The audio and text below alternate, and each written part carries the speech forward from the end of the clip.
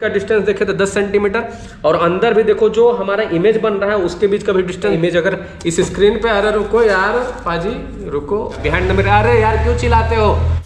तो देखिए मेरे बालक और बालिका, तो शीशा में देख करके केवल क्रीम और पाउडर पोतते रहते हैं कि कुछ ऑब्जर्वेशन भी करते हैं? नहीं करते हैं तो हम करवाते हैं।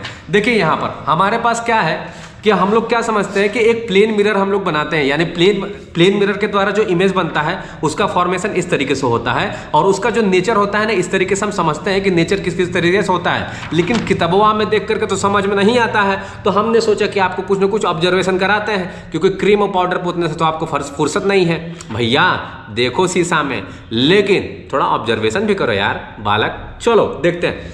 अब यहाँ पर देखो जो चीजें यहाँ पर हम लोग जो नेचर, यानी जो प्लेन मिरर का जो इमेज बनता है इससे मतलब कि प्लेन मिरर का जो इमेज का फॉर्मेशन होता है इस तरीके से होता है, लेकिन जो उसका नेचर होता है समझते हैं।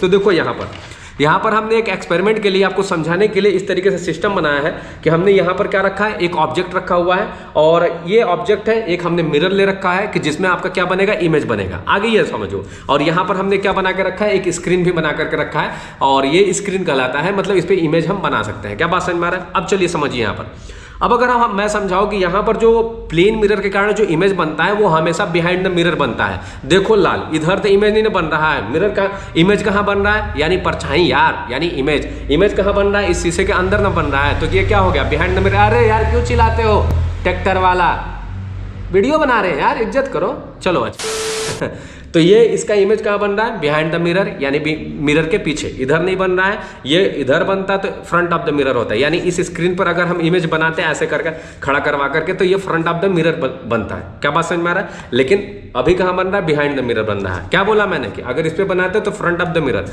यानी इस पे, तो इस पे अगर इसका इमेज बनता है, यानी जो अंदर जो शीशा में बन रहा है इसका इमेज अगर इस स्क्रीन पे, अरे रुको यार पाजी रुको खखुआ मत, ठीक हो।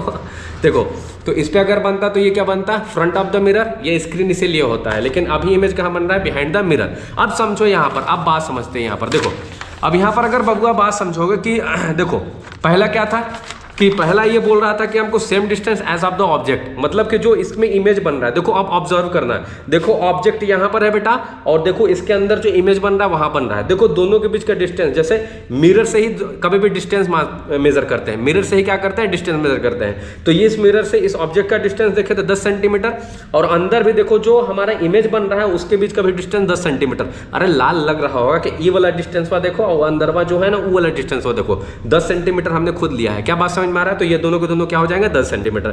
तो ये क्या बोल रहा था, पहला वाला यही बोल रहा है कि सेम डिस्टेंस, यानी मतलब कि जहां पर ऑब्जेक्ट रखो, मतलब मिरर से जितने डिस्टेंस पे आपका ऑब्जेक्ट है उतना ही डिस्टेंस पे अंदर इमेज भी बनेगा। किससे डिस्टेंस, अरे मिरर से। तो मिरर से जितने डिस्टेंस पे ऑब्जेक्ट रखा है इमेज भी अंदर उतना ही डिस्टेंस पे बन रहा है। किससे, तो मिरर से ही डिस्टेंस को कभी मेजर करते हैं। दूसरा बात बोल रहा है कि साइज, कि सेम साइज का बनेगा as that of the object. तो सेम साइज का बनेगा, तो सेम साइज का मतलब क्या है भैया कि देखो अगर हमारा इतना बड़ा कैंडल है तो अंदर भी उतना ही बढ़न कैंडल है कि 4 गुना बढ़न हो गया, नहीं ना, कभी नहीं होगा।